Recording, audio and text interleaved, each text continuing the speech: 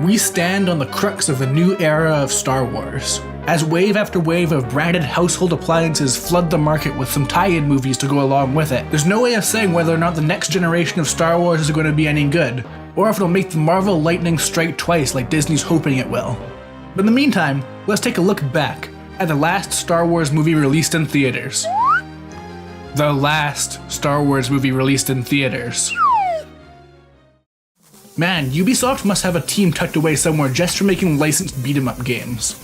Though you might be familiar with the sadly no longer available but very good Scott Pilgrim vs. the World game, if you take a step back into the mysterious year of 2005, you'll find another in Star Wars Episode 3 Revenge of the Sith for the Gameboy Advance. These were ancient times back before Ubisoft only released Assassin's Creed clones, and fake indie games. It was also a time when connecting to the internet was still a huge undertaking, so the concept of connecting your Game Boy Advance to Uplay servers was quite frankly ridiculous. As I said, much like Scott Pilgrim, Revenge of the Sith is a beat-em-up, and a pretty standard one. You choose to either follow the story of Obi-Wan or Anakin, who each have 13 levels apiece, though they share 5 of them. As such, the game is pretty short, so there's some customization to encourage repeat playthroughs. Each time you complete a level, you can choose between 2 of a possible 3 attributes to increase. Either you can increase your health bar, force energy bar, or increase your physical strength. Besides that, there's also skill points. There are 3 ways to get skill points, 2 based on your rank after completing a level. You can get 10 points based on Jedi style, which is basically there to incentivize using different moves and force powers. Then there's Jedi speed, which is pretty self-explanatory.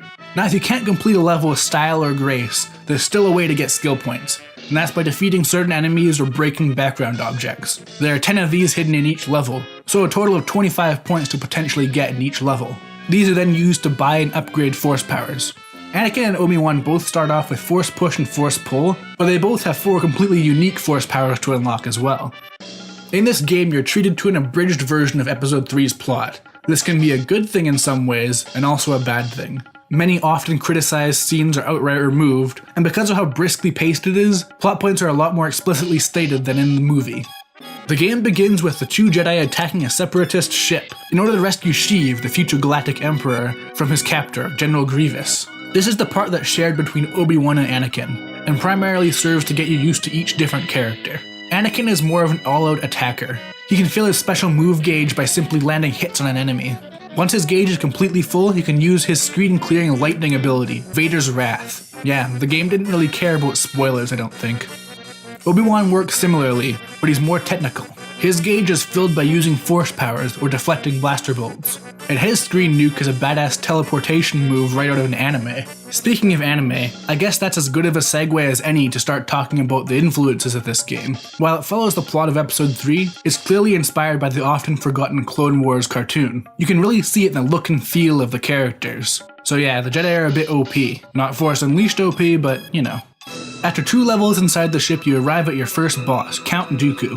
Since this boss fight is shared between the 2 characters, they do something kinda clever. If one of your characters takes a heavy hit, they'll be knocked down and the other Jedi will jump in and take their place. They also both have their own health bars, so it helps serve as a bit of a buffer to help newer players get used to the mechanics. Because boss fights work a bit differently than the rest of the beat-em-up gameplay.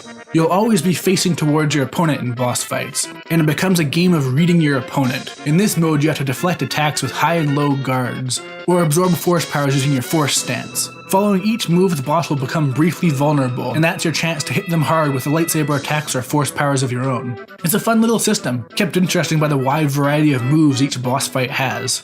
Anyways, after the game shuffles you around a bit to make sure Anakin's the one who defeats Dooku, Sheev tells Anakin to kill him and Sheev, you doing alright there? You're looking kinda... The final shared level is escaping the ship as it comes crashing down. And this introduces the first truly awful mechanic of this game. At certain points, the game will stop being a brawler and instead have you navigate an environment, while pelting you with debris. Plain and simple, there's no way to manage this. You move too slow and the game doesn't give you enough time to react before it falls down, explodes, and knocks you down. You can only run by double tapping, so it's already kind of awkward. But when you run, you move too fast to see anything coming, so that's just as bad, you'll still get hit. And the fact that the explosions have huge and deceptively long-lasting hitboxes just makes things worse. It doesn't help that you're put into the situation for the first time with a 1-minute instant death timer. All of this just makes moments like these an exercise in frustration. Actually, I should talk about dying in this game now. The game's a brawler, it's very arcadey, so you have lives, but the game's not too worried about you dying. Lose a life and you'll just get a new Anakin or Obi-Wan to jump in, knocking down all enemies around you.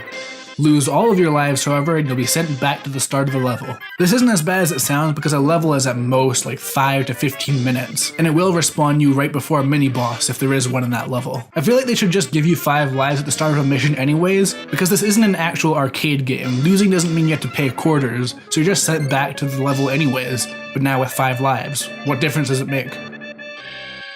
Now, from here on is when the game splits. Anakin and Obi-Wan have 3 bundles of unique levels from here on. Each bundle has 2 proper levels and 1 boss fight at the end. Anakin heads off to protect the Chancellor, and Obi-Wan hunts down General Grievous. This is when the game really starts to show off its variety, since Obi-Wan and Anakin will largely fight completely different types of enemies. And these enemies all have distinct patterns, strategies, and weapon types. The story continues as usual. Obi-Wan finds and defeats Grievous, and Anakin is convinced to side with Sheev, now revealed to be Darth Sidious. In this version, the Chancellor is a lot more upfront with Anakin. He's just like, "Yo Anakin, join me, I'm the only one who can save Padme." He also just sort of casually throws in the fact that Padme is Anakin's wife, because in this version of the story, this is the first time she's ever been mentioned. See what I mean about it being abridged? Now let's talk about the story a little bit more. You know how people smugly talk about how nothing could be worse than the prequels? This game will make you beg to differ. Seriously, look at this dialogue. "This is the last time we will meet, General Kenobi. Your bodyguards can't protect you this time. You must realize you are doomed. Not this time." I'm sorry, but any line about sand being coarse can't compare to that exchange. Anyways, Anakin and Obi-Wan have pretty cool fights with Mace Windu and General Grievous respectively. Mace Windu in particular is taken to ridiculous extremes, to the point where one of his attacks is literally rapid-fire punching you, or if you block it, rapid-fire punching your lightsaber. Next is the penultimate set of stages. On Obi-Wan's end, Order 66 is executed, and you must fight your way through some clone troopers. Meanwhile, the newly christened Darth Vader leads an attack on the Jedi Temple. Yep, that's right, you get to play as Vader while he kills younglings. Or at least what can be no older than kids in their mid-teens. This change in tone is further driven home by a small but neat detail. At the beginning of levels where you play as Anakin, a short rendition of the love theme from episode 2 would play. Now that you're playing as Vader, the Imperial March plays.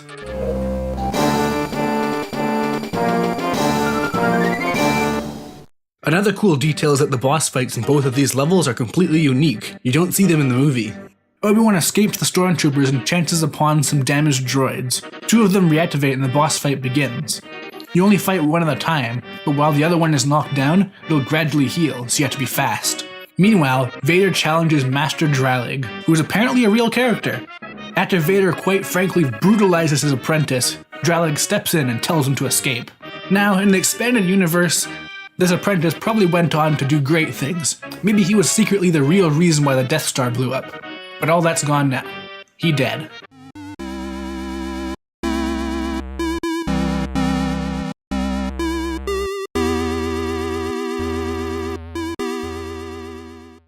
Now it's time for the final set of levels, and I feel like now is a good time to talk about a weird thing this game has going. Now in this game, levels aren't called levels, they're called scenes. Cute. But each level also has a name, or more specifically, a Star Wars quote. Some of these can be fitting, some of them if you really stretch at work, some of them are just completely irrelevant.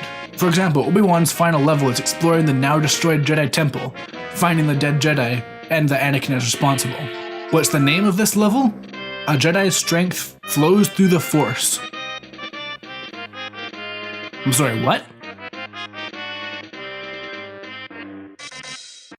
While Obi-Wan is mowing down some annoying clone troopers and destroying priceless Jedi artifacts, because hey, they're not going to be using them, Vader is sent off to kill the remaining separatists on Mustafar. And then it all comes down to the final shared chapter, Anakin versus Obi-Wan. Padme finally shows up and Anakin does his force choking thing and, you doing alright, Padme? She'll be fine. This final boss is a culmination of all the previous fights, putting you against an opponent that's more or less on equal ground with you. And man, they don't hold back. I played this on Padawan difficulty for footage, which is this game's easy mode. And yet most of the attacks from the final boss will take off half your health. Heck, some of the attacks are straight up instant kills. Granted, they still have tells like any other boss, albeit obviously the fastest ones out of any of the bosses, but in the end that makes beating them not too difficult. After that, you'll get one part of the ending, depending on who you're playing as. For completing Anakin's story, you'll see the birth of the Vader we all know and love, and for completing Obi-Wan's story, you'll see the actual birth of Luke and Leia. Both of these slideshow versions of the endings are super cheesy, by the way. Beating the game rewards you with some skill points so you can upgrade your force powers a bit more, and it also unlocks Master Difficulty, with the promise of beating that giving you even more skill points so you can max out your force powers. And quite frankly, I don't want to do it. Revenge of the Sith is a pretty fun game to play. The animations are smooth and stylish, and the game is so responsive to play. You really only have a few moves, but the game does a great job of capturing all the key things about being a Jedi and fighting. You can even knock over an enemy using a backwards jump kick if you time it right. The game runs at a solid 60 FPS, except when it doesn't, and you get a lot of cool iconic force powers like Choke, Mind Trick, and Slow Down Time? But ultimately, the game suffers from some weird design choices. The awkward attempts at platforming and navigation can eat away at your lives, and the animations for getting hit by heavier electrical attacks are just too long for their own good. It didn't happen to me during my recording, but it's possible to get stuck between multiple electrical attacks and just be stun-locked until you die. This is ultimately a problem that comes down to the limitations of the Game Boy Advance. All of the buttons are already used quite thoroughly, but the game doesn't really give you any options for how to deal with enemies that try to flank you, which they regularly do because the AI is pretty good. The game lacks any kind of dodge maneuver. There just, quite frankly, aren't enough buttons for it. This gets to be more and more of a noticeable problem as the enemies get faster and faster and better at surrounding you. There is one special move that both Obi-Wan and Anakin have that lets them strike at enemies from both sides, but the range isn't that great, and it uses a big chunk of your special move gauge. There are also some other minor niggles. For example, you can use force push and pull to throw certain objects at enemies, however you will always prioritize those objects, which means that you can end up accidentally using force push on some object that goes nowhere, rather than hitting the enemy that's barreling towards you. I already talked about the slick animations, but overall this game looks really good. Well, except for these guys. But something was definitely lost in translation with the music. As far as I can tell, it only uses music from episode 1 and 2, including weird stuff like Duel of Fates for the final battle. And while the songs are very faithful to the original, that's probably not a good thing, given the Game Boy Advance's low sound capabilities. The way these sound honestly bring me back to the early 2000s, where they had those old MIDI sites with Star Wars songs on them. They definitely would have been better served making arrangements of the songs that better suited the punchier sound quality of the Game Boy Advance. For example, listen to this.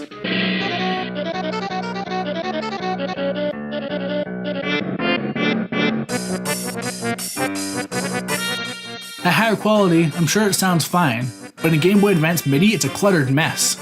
The actual sound design is pretty good though.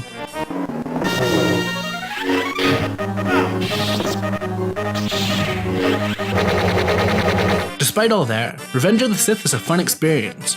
Unfortunately, there's not really any good way to get it right now, it's not available digitally.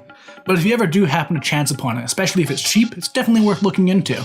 It's a cool little experience that shows you what happens when you put a little bit of extra effort into a licensed game. It also serves as a grim reminder that Ubisoft will never get their hands on Star Wars in the near future. Enjoy the next 10 years of EA exclusivity! Thanks for watching! Feel free to leave a light side or dark side comment below. And hey, if you like this video, or need to get a better grip on the horror of an EA exclusive future for Star Wars, check out Master J's quick thoughts on Battlefront. If you want to see someone be salty about EA's Star Wars games, or see some very original jokes about Jar Jar Binks and how he's not good, you can follow me at HatTalk on Twitter. And with that, see you next time.